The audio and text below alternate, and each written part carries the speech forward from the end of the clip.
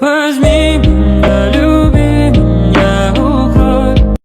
harus menjawab ini walaupun sering sekali saya jawab. Yang pertama, di dalam secara KBBI kata wujud artinya adalah segala sesuatu yang nampak, berbentuk, dan mengambil rupa. Tapi di dalam perspektif Islam, wujud artinya adalah ada atau eksis. Nah, banyak bahasa Arab yang diserap oleh bahasa Indonesia, kemudian terjadi pergeseran makna, salah satunya kata kalimat. Kalimat di dalam bahasa Arab artinya adalah kata, tetapi di dalam bahasa Indonesia artinya adalah kumpulan kata. Jadi bukan Al-Quran yang harus merubah dirinya sehingga kami yang ada di Indonesia ini paham, tetapi orang yang ada di Indonesia harus mencari padanan kata yang tepat untuk menerjemahkan Al-Quran ke bahasa Indonesia, sehingga harusnya kami paham Al-Quran sebagaimana Rasulullah SAW paham Al-Quran. Jadi kami harus merujuk kepada tafsir para ulama ketika membaca Al-Quran. Nggak bisa secara tekstual begitu kami terjemahkan lalu kami pahami, nanti kami jadi umat terjemahan, bukan begitu ya. Nah, yang kedua, secara faktual kata ada itu tidak mesti harus berwujud. Contoh, segala sesuatu yang ada di dunia ini seperti angin, cahaya, akal sehat, perasaan, rasa sakit, rasa benci, itu semuanya ada. Tetapi apakah mereka berwujud? Tentu tidak. Itu baru bicara tentang ciptaan Allah loh ya.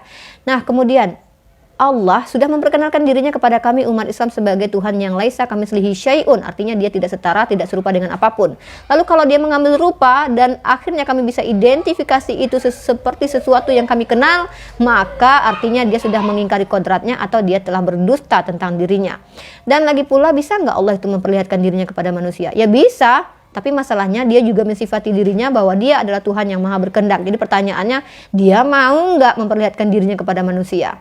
Yang kedua, atau yang selanjutnya pertanyaannya adalah, apakah kita mampu melihat Allah? Mata manusia ini terbatas, kita nggak bisa lihat sesuatu yang terlalu kecil, terlalu besar, terlalu gelap, terlalu terang, terlalu jauh, terlalu dekat. Coba aja tutup mata kalian.